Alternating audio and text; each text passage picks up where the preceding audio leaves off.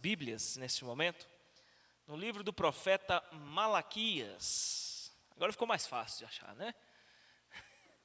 Depois de 2 anos e 3 meses estudando os profetas menores, ficou mais fácil de achar todos eles. Eu tenho certeza que se amanhã qualquer pastor, pregador, alguém, irmão, chegar aqui e falar assim, abra sua Bíblia em Obadias, Naum, Sofonias, os irmãos vão saber, Ageu, né, já vão certinho, né, Joel. Estamos no último de 12 profetas, né? 12º profeta, menor. Hoje nós vamos, como de costume, ler apenas o primeiro versículo do capítulo 1 e lançar aqui as bases, né, de toda a mensagem que nós vamos meditar ao longo desse livro. Um livro bem menor do que o de Zacarias, por exemplo, né? Zacarias, os irmãos sabem quanto tempo a gente estudou Zacarias? Está anotado aí a data, né? 1º de março. Mais de 7 meses, né? 7 meses e meio, só em Zacarias, né? É uma caminhada, hein? Mas Malaquias são 4 capítulos. Com essa introdução de pano de fundo, nós vamos fazer 7 mensagens. 18 de outubro, hein? Então, Malaquias, embora tenha 4 capítulos, esse livro ele possui 6 conflitos, né? Eu vou explicar já o estilo literário de Malaquias, né, e a maneira como o livro do profeta Malaquias ele explica sua mensagem, né, mas ela está dividida em 6 partes, né. Então faremos essa introdução do livro hoje, lançando o panorama de todo o livro e meditando um pouco de maneira geral na mensagem do profeta, e a partir da semana que vem, se o Senhor Deus assim nos permitir, faremos então a sequência das 6 mensagens restantes desse livro. Então, capítulo 1, versículo 1, nós vamos fazer a leitura deste verso, mas antes de fazer a leitura deste verso, eu quero propor aqui não vou chamar de feedback, né? Vou chamar de feedback. O que os irmãos mais se impressionaram, o que os irmãos mais diriam, né, que absorveram, que compreenderam, que mais chamou a atenção, que surpreendeu vocês, até então, nesses 11 profetas que nós já estudamos? O que os irmãos diriam? O que mais prendeu a atenção de vocês? O que mais chamou a atenção? O que mais surpreendeu com a mensagem desses profetas, desde Oséias para cá? Advertência.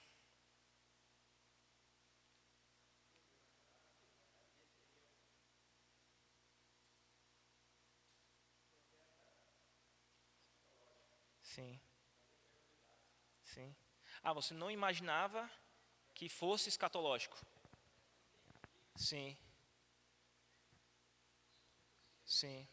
O senhor descobriu então que Zacarias ele era o apocalipse do Antigo Testamento. Sim, sim. O que mais?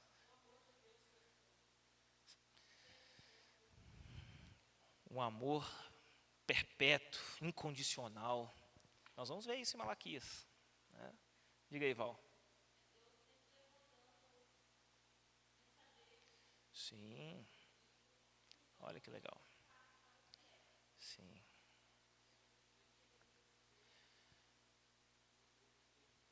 A rebeldia do povo, né? A insistência deles mesmo diante de tantas mensagens, de tantos profetas e mensageiros, ainda persistem, né? O que mais? O que a mensagem desses 11 profetas já estudados até aqui, eles têm em comum, né? Além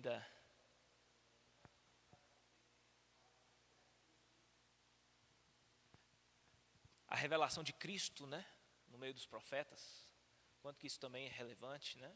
Apontar para Cristo. É a mensagem de toda a Bíblia, né? Isso mostra cuidado de Deus ao longo da história, né? Da vida do seu povo. Coragem dos profetas, né? De obedecer, pronunciar. Sim, sim, sim. Quer ouçam, quer deixem de ouvir, né? Como diz o profeta, a palavra é dita do mesmo jeito, né?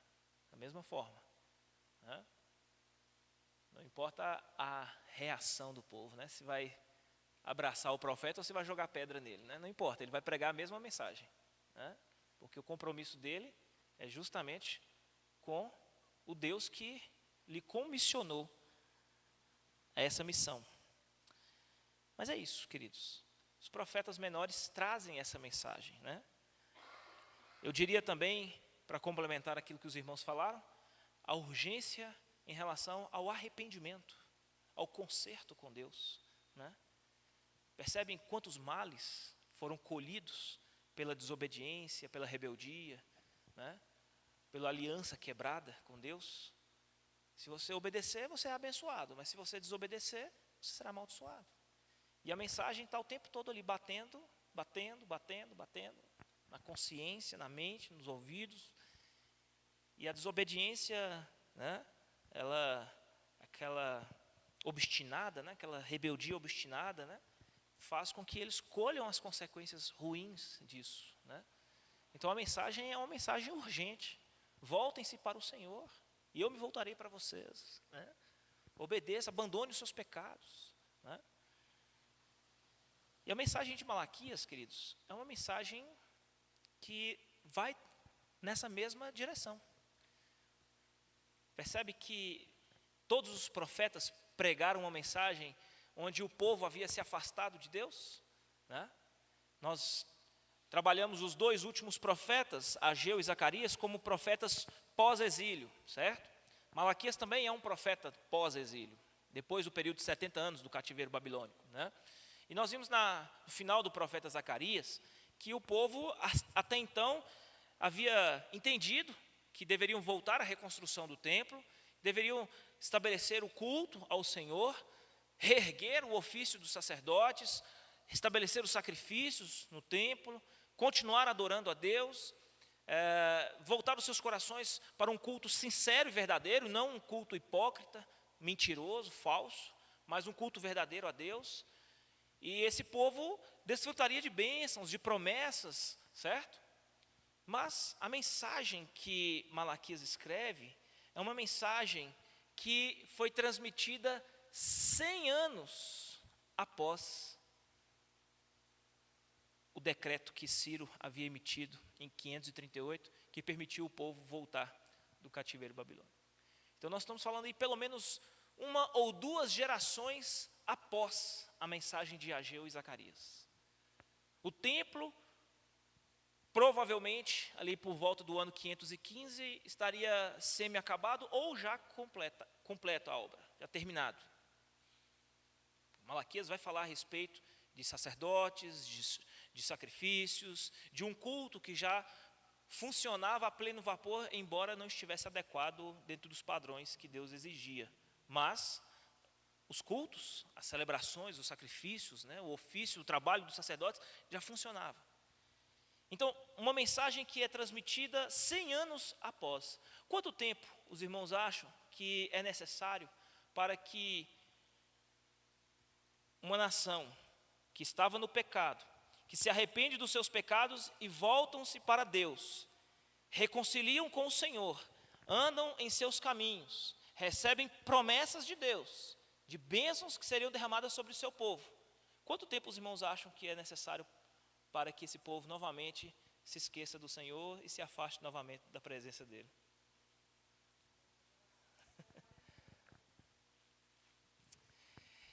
Nós estamos falando aqui de um período de 100 anos como um período que foi suficiente para isso acontecer. Mas se nós formos analisar nos nossos dias atuais, sem dúvida nenhuma isso já acontece muito mais rápido. Isso acontece muito mais rápido. Hoje eu estava assistindo até um vídeo que me chamou muita atenção. Me chamou a atenção por quê?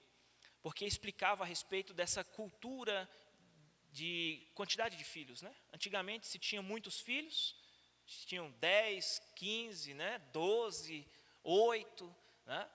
Só que à medida que os anos foram passando, isso foi diminuindo, né?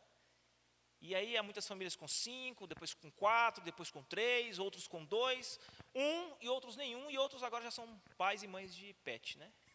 De cachorro, né? E aí? E aí esse vídeo estava explicando uma questão bastante interessante, que na época em que se tinha muitos filhos, as culturas, elas perduravam muito mais tempo. Por quê?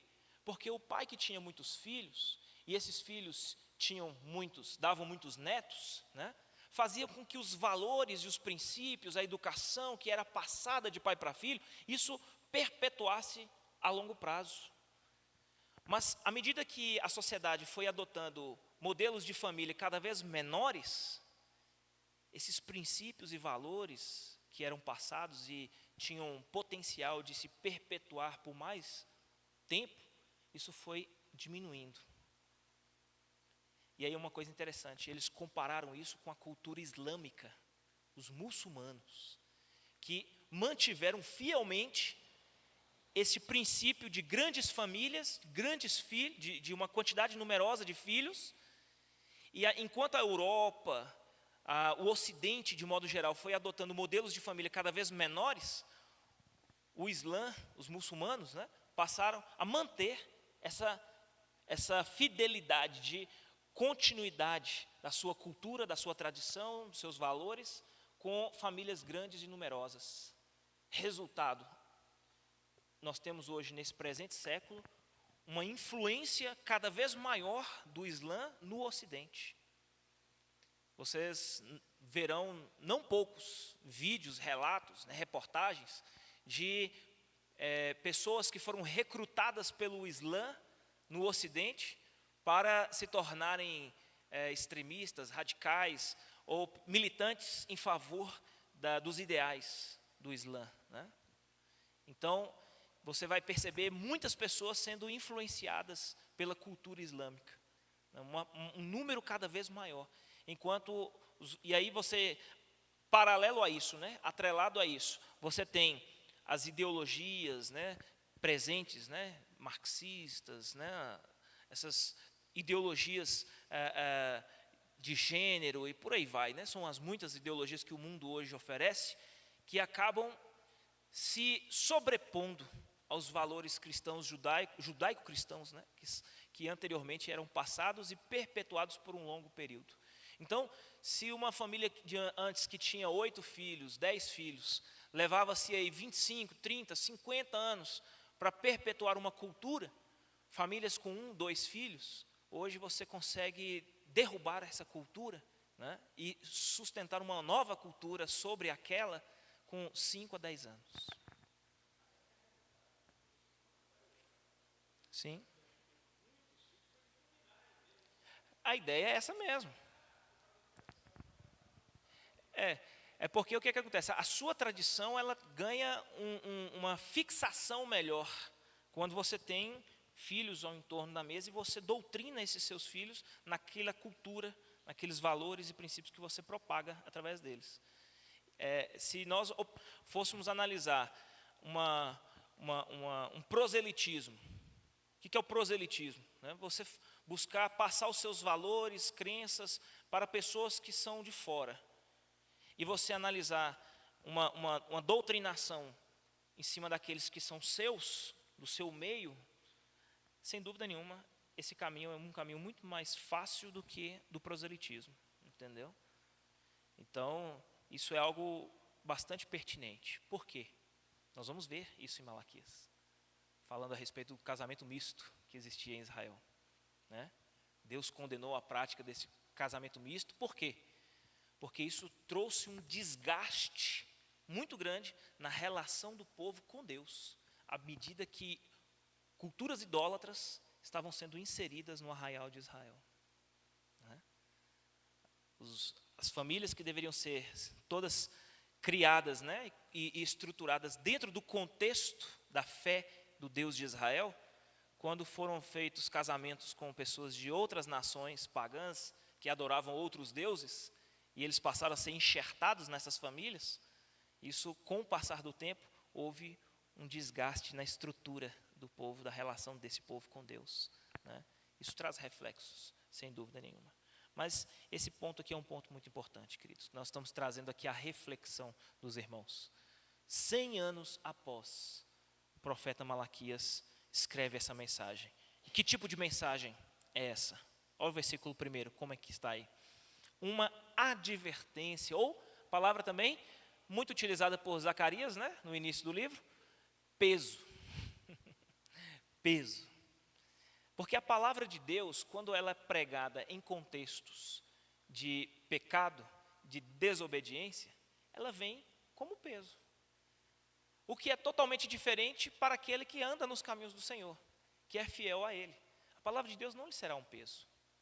A palavra de Deus, ela soará como um consolo, como um encorajamento, uma palavra amiga, uma palavra de fortalecimento, de edificação. Mas para aquele que se afasta dos caminhos de Deus e vive no pecado, que dá as costas para a lei de Deus, sem dúvida nenhuma, a palavra de Deus passará a cair sobre ele como um peso. Uma coisa é você ouvir uma voz doce e suave. Uma coisa é você escutar a irmã Gislene cantando aqui no louvor, né? Outra coisa é os irmãos escutarem o pastor cantar. Sai como um ruído, né? Estridente, o ouvido. Nossa, meu Deus, é aquela pessoa desafinada cantando, né?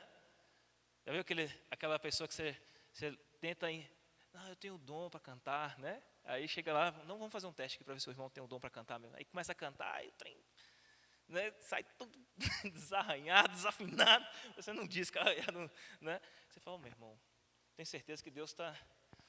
Eu tenho certeza que Deus está te chamando para uma obra muito maior do que essa, que Deus quer usar a sua vida em campos muito maiores. Não se limite a esse espaço aqui, deixa Deus usar a sua vida em outras áreas, né? Mas para aquele que está no pecado, queridos, quando a palavra de Deus é anunciada, ela dói, ela bate forte, né? Às vezes, não são poucas as vezes que eu vejo pessoas, né, que vêm até o nosso ambiente de culto aqui ouvir a palavra, né? E nós sabemos como está a vida dessa pessoa. Nós pastores muitas vezes acompanhamos de perto, né? As pessoas, conhecemos um pouco da vida delas, elas compartilham conosco. E nós sabemos que a vida dela não está em conformidade à palavra de Deus. Que ela anda realmente num caminho completamente distante da vontade de Deus para ela. E aí ela vem aqui, ouve a palavra, e a palavra de Deus chega no ouvido como uma marretada, né? Aí a pessoa fica assim, mas eu vim aqui para ouvir uma palavra mais branda, mais doce, mais suave, né? Talvez se a vida dela estivesse de uma maneira diferente, a mesma mensagem pregada talvez chegaria no coração dela de uma forma bem diferente, né? Por isso que a mensagem muitas vezes ela soa como um peso. Só do livro começar com peso, advertência, nós já podemos esperar o que vem adiante, né? Já podemos esperar, né? Então, em resposta aos ministérios proféticos de Ageu e Zacarias, os judeus que haviam sido repatriados, eles reconstruíram o templo, concluíram esse templo provavelmente no ano de 515 a.C. As casas foram reconstruídas, mas provavelmente no tempo de Malaquias, o muro de Jerusalém ainda não havia sido completamente reconstruído. Ou talvez já estivesse prestes a isso acontecer. Alguns estudiosos tentam analisar qual seria o provável período em que o Malaquias ele profetizou. Alguns interpretam que seria no mesmo período de Esdras e Neemias, durante o período da reconstrução dos muros. Outros acreditam que poderia ser um tempo posterior. Mas ainda há muito debate em relação a isso. Mas uma coisa é certa, a vida naquele tempo não era uma vida fácil. Os judeus estavam ainda sob o domínio político da Pérsia. Inclusive a palavra Pérsia no hebraico, que significa persa, né, o governador, Malaquias 1:8, vai falar a respeito disso. Era um título persa naquela época usado, e também é utilizado em Esdras capítulo 5, verso 3. Mostram que o período em que Jerusalém vivia, nos dias de Malaquias, era um período de fortes secas. O povo havia se esfriado em relação à sua relação com Deus. Muitos já não estavam cultuando a Deus dentro dos padrões estabelecidos pela lei. A relação do povo em relação a Deus estava num tipo de relação indiferente, sabe, de apatia espiritual. E Deus trouxe uma forte seca ao povo, em que eles tiveram muitas dificuldades de extrair o seu sustento nas colheitas. E isso, ao invés de esse povo buscar a Deus e consertar, reavivar a chama que estava se esfriando na relação desse povo com Deus, esse povo passou então a se afastar cada vez mais de Deus. Isso trouxe uma aversão do povo em relação a Deus. Muitos acabaram definitivamente decidindo a abandonar sua relação com o Criador. Esqueceram completamente de tudo aquilo que os seus antepassados viveram e passaram então a adotar formas completamente indiferentes a Deus. A maioria dos corações estava indiferente, alguns estavam ressentidos em relação a Deus ter trazido aquela seca sobre eles. Tanto os sacerdotes como também o povo passaram então a violar as estipulações da lei de Moisés. A esperança do povo nas promessas da aliança de Deus havia diminuído. Todas aquelas promessas que Deus havia dado através de Zacarias ao povo, em relação ao Salvador, ao rei que viria, passaram-se 100 anos. E as pessoas começaram então a desacreditar nisso. Passaram a se esfriar. E aí, como que na prática, esse esfriamento espiritual do povo em relação às promessas de Deus e a sua relação com Deus, como que isso começou na prática a se manifestar, a se evidenciar? Através de casamentos mistos com os pagãos, muitos divórcios, separações, infidelidade nos casamentos, né? Sim, exato. E a questão da ambivalência moral, né? Que é a ambivalência moral? As pessoas passaram a adotar um comportamento dúbio, uma relação de moralidade com imoralidade, um padrão misto. As pessoas eram morais naquilo que lhes eram convenientes, um relativismo, né? Um relativismo, em outras palavras, né? Mas é um relativismo assim intencional, né? Por quê? Porque eu sou moral naquilo que me é conveniente, mas naquilo que não me interessa, eu não dou o devido valor, a devida importância. Eu adoto um outro tipo de padrão, né?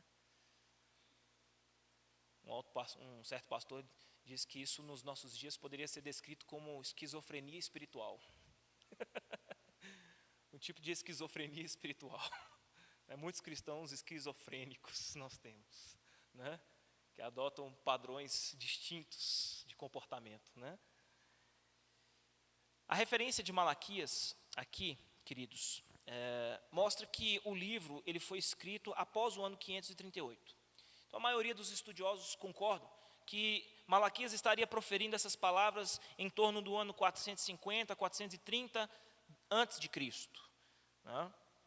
Malaquias estava se dirigindo a uma geração, ou a mesma geração de Esdras e Neemias, ou falou a uma geração posterior àquele tempo das correções feitas por Esdras e Neemias.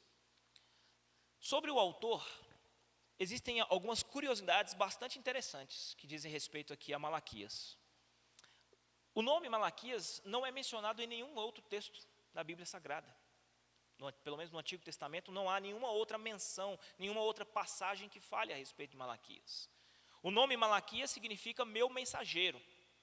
Na verdade, Malaquias seria a sua abreviação seria Malak, que é meu mensageiro, né? Tendo sido visto como o último profeta do período do Antigo Testamento antes de João Batista. Inclusive, o próprio profeta Malaquias vai já prever a chegada desse mensageiro, capítulo 3, versículo 1, se você der uma olhada aí na sua Bíblia. Vejam, eu enviarei o meu mensageiro, que preparará o caminho diante de mim. Então, o próprio Malaquias já prevê a vinda deste outro mensageiro vindo de Deus, João Batista, né? Mas muitos argumentaram dizendo que Malaquias, ou o termo Malaque, meu mensageiro, não seria um nome próprio. Talvez fosse um título dado a uma pessoa anônima. O que para outros estudiosos, e eu particularmente discordo. Por quê? Porque nenhum outro livro da Bíblia traz algum autor anônimo, ou com algum título anônimo, né? Para substituir o nome daquela pessoa, né? Então, talvez a tradução mais correta e coerente de Malaquias seria o termo Malaque, que significa mensageiro, e somado, né, atrelado a esse termo Malaque seria Yahvé, né? Malaque e Yahvé, que seria o mensageiro de Deus. Então, Malaquias seria essa abreviação aí desses dois termos, né? Malaque e Yahvé, mensageiro de Deus. E o conteúdo do livro de Malaquias indica claramente que ele foi escrito por um profeta, né? Ou seja, há na escrita do livro, percebe-se nitidamente uma pessoalidade, alguém que está ali intencionalmente escrevendo uma mensagem como, de fato, um profeta de Deus, levantado pelo Senhor. Nada se sabe sobre a linhagem familiar de Malaquias, e também não é mencionado, como eu disse, em outros lugares da Bíblia. Vamos falar aqui sobre a mensagem do livro. Qual que é a mensagem de Malaquias? A mensagem de Malaquias ela é semelhante à de outros profetas. Malaquias vai falar sobre a bênção da aliança, que requer fidelidade a Deus. À medida que as pessoas de cada geração obedeciam aos requisitos da aliança mosaica, eles participavam das bênçãos fundamentais e incondicionais da aliança abraâmica. A obediência à lei era recompensada com a bênção na terra prometida. No entanto, por outro lado, né, a desobediência trazia maldição sobre o povo e, eventualmente, o exílio. Essa aliança regulava o relacionamento de Israel com Deus ao longo da antiga dispensação. Então, a mensagem de Malaquias, ela aplicou a aliança mosaica aos problemas de Israel pós-exílio. Problemas de negligência, conveniência, desobediência aberta e explícita. Por trás desses problemas, havia uma falta de perspectiva adequada sobre a fidelidade da aliança a Deus e a perda completa da esperança de que o reino de Deus haveria de ser estabelecido no porvir. Isso levantou uma infidelidade generalizada no meio do povo, afetando o culto do povo no templo e as relações conjugais em suas casas. Então, veja só como que a mensagem do profeta Malaquias, a exemplo dos outros profetas, também é uma mensagem atual. Por que é uma mensagem atual? Porque quando o povo tinha problemas em relação a Deus, a sua comunhão com Deus, qual eram as primeiras áreas afetadas no meio do povo? O culto, a liturgia, a adoração, né? E a família. A família. Então, as primeiras áreas da nossa vida afetadas quando desobedecemos a Deus, nos enveredamos por caminhos tortuosos, né? De desobediência, pecado, de rebeldia a Deus, o nosso culto a Deus é prejudicado e, consequentemente, quem é impactado? A família. Nós temos que ter essa ideia, queridos, bem clara na nossa mente, que quando nós não estamos indo bem com Deus, o nosso culto é superficial. Ele não chegará ao trono de Deus, a nossa adoração, nada que a gente fizer aqui vai chegar diante de Deus, se a nossa comunhão com Ele não estiver realmente estabelecida da forma como deve, né? E os primeiros impactos serão os nossos familiares. Então nós temos tido reflexos, hoje em dia, nas famílias, nas igrejas, por causa de quê? Pecado. Quando é que uma igreja sofre e para de crescer, de avançar, de experimentar as bênçãos de Deus? Quando há pecado instaurado no meio dela. Uma igreja, ela não sobrevive, ela não experimenta saúde espiritual se o pecado estiver instalado no meio dela. Casamentos vão mal, filhos vão mal. A relação de pais e filhos, irmãos, marido, esposa, tudo vai mal quando o pecado está instaurado. Por isso nós não podemos fazer vistas grossas e nem tolerar o pecado. E nem fazer distinção de pecadinho e pecadão. Porque se você abre precedentes, querido, se você quer usar algum tipo de balança humana, né, para pesar os pecados, você corre um sério risco de cometer falhas. A começar da sua própria balança, que pode estar viciada. Pode estar com as balanças desonestas que nós vimos lá. Tendenciosas, né?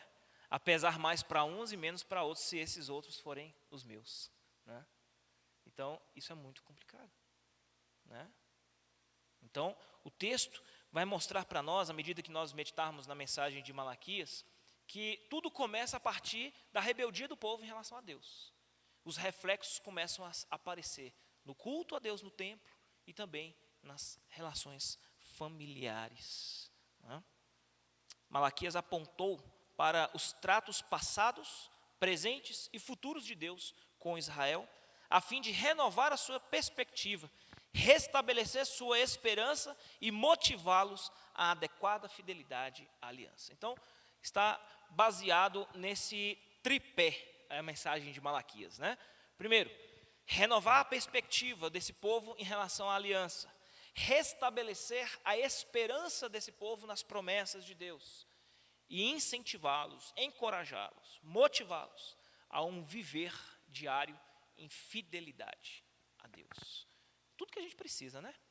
Ter uma perspectiva coerente das promessas de Deus, de quem Deus é, da maneira como Ele age, do que Ele espera de nós, mantermos sempre viva em nós essa chama da esperança nas promessas de Deus que vão se cumprir no porvir, e uma vida adequada de fidelidade a Deus, como reflexo de tudo isso, né?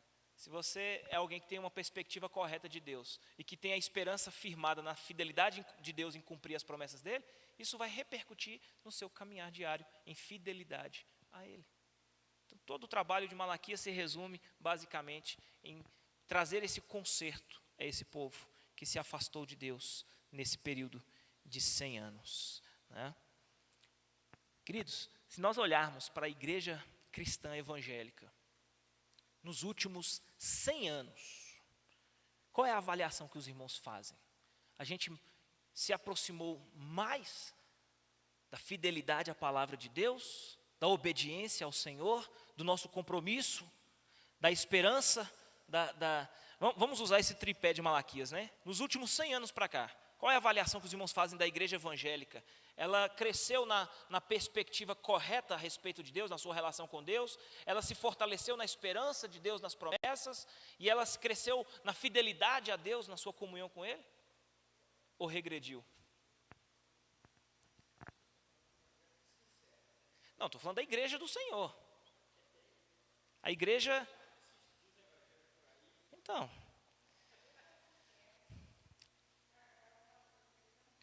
É porque quando a gente fala da igreja, mesmo os crentes sinceros que estão contidos nela, né? Ou os que estão infiltrados nela, né? Nós temos que tratar numa visão global, por quê? Porque muitas vezes, até aqueles que se distanciam, se afastam, nós precisamos fazer uma autoanálise de quanto nós contribuímos, quanto participamos nessa maneira das pessoas às vezes se afastarem, né? Porque, queridos, muitas pessoas estão se achegando à igreja do Senhor. Muitas pessoas estão adentrando as portas das nossas igrejas, sentando aqui nas nossas cadeiras, e ainda de maneira crua, né, imatura, estão olhando para nós e projetando um cristianismo na nossa vida. Então, dependendo da forma como nós estamos vendendo o evangelho através da nossa vida, porque talvez a única Bíblia que essas pessoas vão ler vai ser eu e você, a sua vida, o seu comportamento. Talvez seja a única Bíblia que elas vão ler. E aí, como é o cristianismo que nós estamos vendendo para elas, né? Qual é o tipo de evangelho que nós estamos vendendo através do nosso padrão de comportamento, né? Então, quando nós analisamos os últimos 100 anos da igreja evangélica, quanto ela cresceu ou regrediu, né? Tanto na sua perspectiva de Deus, na sua esperança da promessa e também na sua fidelidade a Deus. Isso vai nos dizer o quanto que a mensagem de Malaquias ela é importante e atual para os nossos dias. A sua análise de como está a sua vida, desde quando você se converteu até hoje, quantos anos de convertido você tem? Já faz quantos anos que você se batizou? De lá para cá, você andou mais para frente ou mais para trás? Você deu mais passos para frente ou mais passos para trás? Né? Porque a vida nossa é assim, né? Você dá 2 passos para frente, 1 passo para trás. Dá 3 passos para frente, dá 2 para trás. Dá 5 para frente, 1 para trás. Dá 10 para frente, mas 20 para trás. E aí? E vai. Você tropeça, cai, você levanta de novo, você caminha um pouco mais. Às vezes você cai e não tem força para levantar e vai engatinhando mais para frente um pouquinho, né? Igual uma criança, vai se arrastando, sem forças. Aí passa um companheiro do seu lado e pega você pelo ombro, te ajuda a levantar e carrega você mais um pouquinho. Né? A vida cristã é assim. Vão ter aqueles também que vão passar por você, olhar para você no chão e vai continuar andando e não vão te ajudar a levantar. Né? Mas a vida cristã nossa é assim. Mas qual é a avaliação que você faz da sua vida cristã? Você mais se aproximou de Deus ou menos? Você sente que você poderia ser um cristão mais íntimo de Deus? O quanto que você conhece da palavra de Deus? 30 anos que você está na igreja, 20 anos, 10, 15, 50. Quanto que você já leu a Bíblia? Quantas vezes você já leu a Bíblia toda? Quantas passagens da Bíblia que você já ouviu numa pregação e você fala, nossa, eu não lembrava dessa passagem, não lembrava desse personagem bíblico. Nem sabia que existia esse personagem bíblico, esse nome na Bíblia. Né? Então esse tipo de análise, queridos, vai nos dar uma clareza, o quanto que a mensagem de Malaquias ela vai ser importante para nós. Né?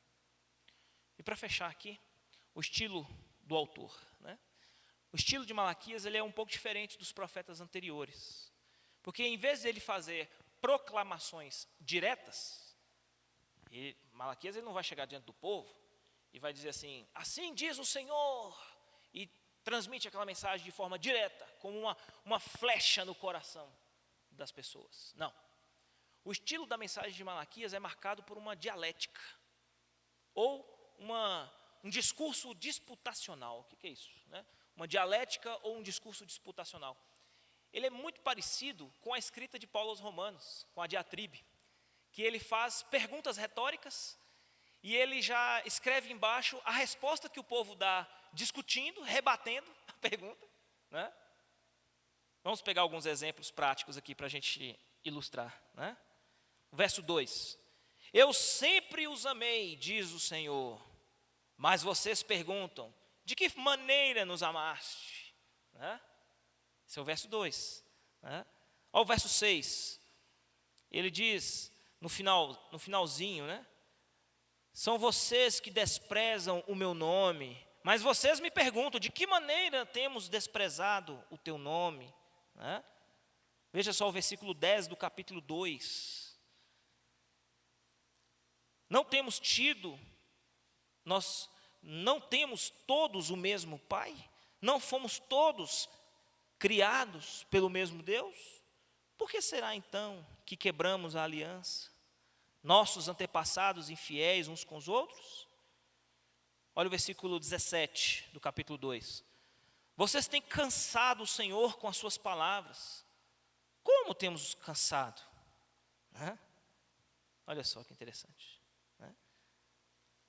No final do verso 7 do capítulo 3, ele vai dizer, voltem para mim e eu voltarei para vocês, diz o Senhor dos Exércitos. Mas vocês perguntam, como voltaremos?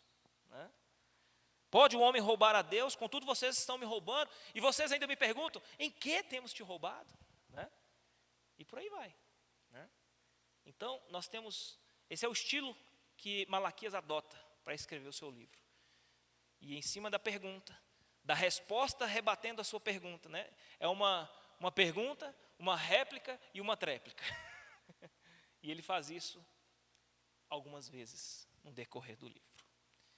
A minha oração, queridos, é que à medida que nós estudarmos este livro, os 6 próximos estudos que nós tivermos desse livro, o Senhor Deus possa nos fazer enxergar as principais necessidades que nós temos nos nossos dias. Porque a mensagem do profeta é uma mensagem atual. Ele vai falar muito a respeito de frieza espiritual, indiferença para com Deus, rebeldia à lei do Senhor. E os reflexos de tudo isso, divórcio, casamentos mistos, a indiferença com Deus no culto, que se reflete através da infidelidade a Ele, na contribuição do reino. As pessoas tinham uma responsabilidade de manter os sacerdotes através dos dízimos e das ofertas, manter o trabalho do templo, o sacrifício, tudo que era feito no templo era mantido através das ofertas e dos dízimos que eram entregues. Mas a apatia espiritual, a indiferença para com o Senhor, trouxe reflexos no culto e reflexos na família. Então, o que nós percebemos é que nenhum problema que exista na igreja ou no nosso lar é um problema em si mesmo. É a ponta de um iceberg, né? Quando nós falamos a respeito de divórcio, adultério, indiferença, casamentos mistos, né? A falta de generosidade e contribuição na igreja, essas coisas não são um problema em si. Isso são apenas sintomas de um problema maior e mais grave, que é o problema com Deus. Enquanto a pessoa não resolver o problema dela com Deus, essas outras coisas vão continuar existindo. Então, que Deus nos dê sabedoria para compreender tudo isso e aplicar nas nossas vidas. Vamos orar? Pedir a Deus que nos conduza nesse tempo. Mas Gislene esteja fazendo essa oração. Peça a Deus que abençoe a igreja, a palavra dele que haverá de ser ministrada de agora para frente nesse livro.